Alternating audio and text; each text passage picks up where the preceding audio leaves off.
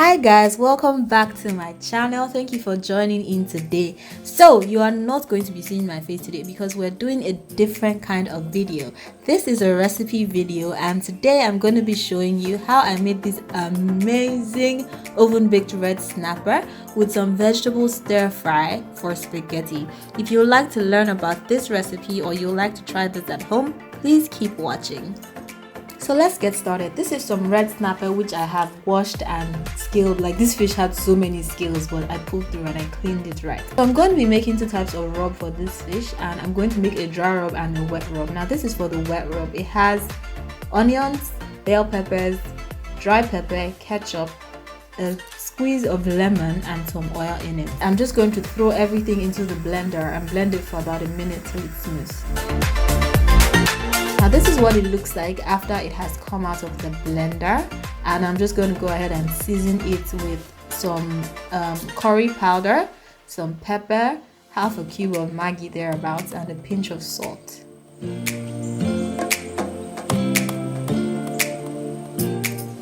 Now I'm just going to go ahead and make some horizontal lines on the fish, and the reason why I'm doing this is so that the seasoning that is rubbed onto the fish can get in properly. You know, you don't want the insides of your fish to be bland while the outside is flavorful, right? So you want to make those lines so that you can get all the spice in there.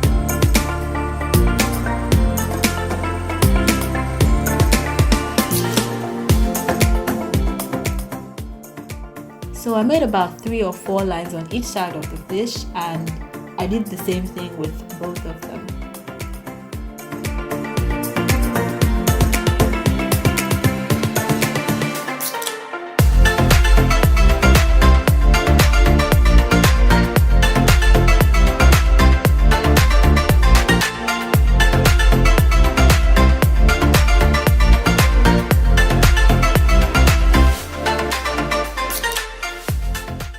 Now we're going to make the dry rub for the fish. This is some thyme. I added also some parsley, and I went in also with some salt, about a cube of Maggi, and some curry powder and some barbecue spice. This is just a random barbecue spice I got in the store. You can use any dry rub you like. So I'm going to mix all of this together and sprinkle it onto my fish. Another thing to take note of is that you want to evenly coat the fish with this spice. You know, you don't want to go heavy on some parts with the spice and then some parts don't have any spice at all. So you're going to rub this all over your fish, and after you have rubbed it on the skin of your fish, the next important thing to do is to put it into those lines that we made in the fish. Remember those lines that we had to cut through, right? This is the part where you stuff them with as much seasoning as possible. This is what is going to ensure that the inside of your fish tastes just as good as the outside. So yeah, into each and every one of the lines, I'm going to put in that lovely dry rub.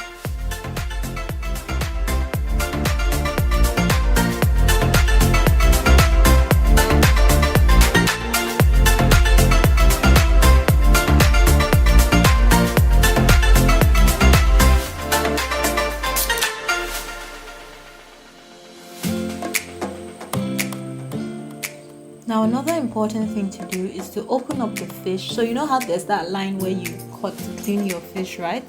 You want to open that up and also put seasoning in there. The goal with this fish is to make sure that every single part of it is properly seasoned so that every single bite tastes fantastic.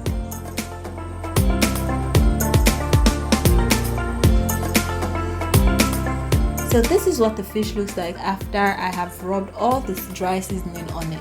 Now I'm just going to take an oven pan which I have lined with foil, and I'm going to make sure that I put some oil in it and rub it around to prevent the fish from sticking to it.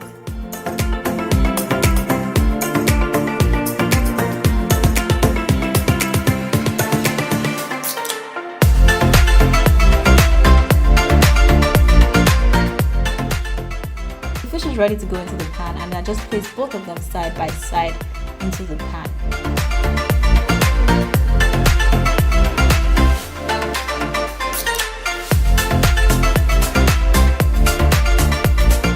Now I'm going to cover them with this rub that we made. So this is the one that we made in the blender, and I'm just going to mix it to make sure all the seasoning is evenly distributed and I'm going to use a spoon to put it onto my fish.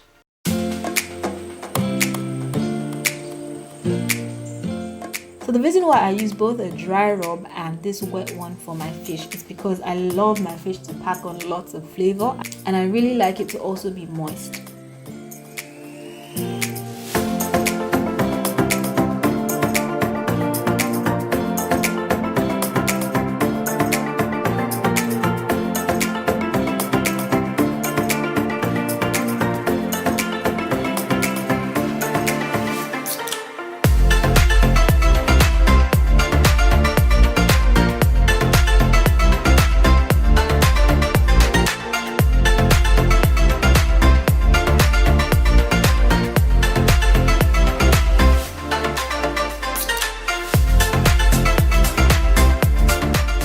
Now that my fish is ready to go into the oven, I'm going to do one last thing, which is to put some butter on the fish. I'm doing this because it also helps with some moisture for the fish, and I just really love the flavor of butter when I cook with it. So I'm just going to put these little dollops of butter all over the fish, and in the oven it goes.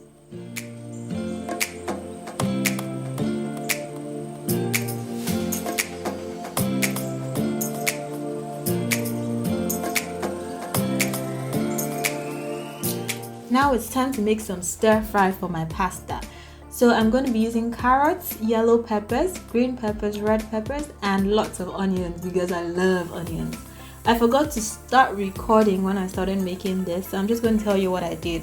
I put some oil in the pan till it was hot, and then I added my onions first and other vegetables later, and I've been stirring it. Now I didn't go in with too much oil because I don't like my food to be oily, but I noticed that I needed some extra oil as I went on, so I used butter instead just because of the amazing flavor, of course.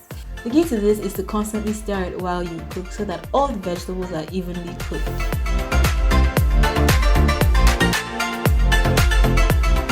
So now that I've had it on for a few minutes, I'm going to go in with seasoning. I'm going to be using some dried thyme, some parsley, some curry powder, some paprika, and some of this aromat seasoning because I really like it. I put in some salt already when I went in with the onions at first. So just season it to your taste. If you like your food really hot and spicy, then go in like that, and if you like your food mild, then go in with some mild seasoning and keep stirring.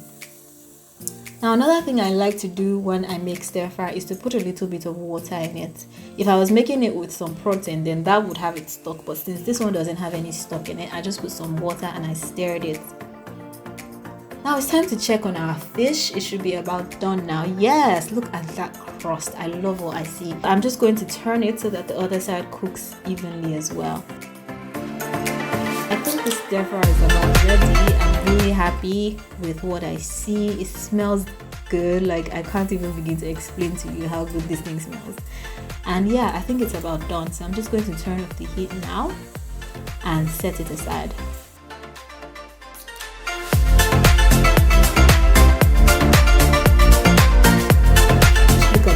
Of this thing, like the colors are popping and it smells great. Everything's ready now. My spaghetti is ready, my stir fry is ready, and my amazing fish has been baked to perfection. Now when you're taking your fish out of your pan, please lift it carefully so that it doesn't break apart. Look at this amazing meal. Like, look at what came out of my kitchen. See the work of my hands. Even me, I know I tried. Like, you want to try this recipe, you want to just do it. Like, see how this fish is even smiling. Just look at the beautiful big smile on that fish. Like, it knows that it entered the right kitchen. Look at that. Let's take a look at that. Anyway, I also put a slice of lemon on my fish because I like that extra tang it gives. And what better to enjoy a nice meal with than a cup of cold zobo. This was an amazing dinner and I really enjoyed making it.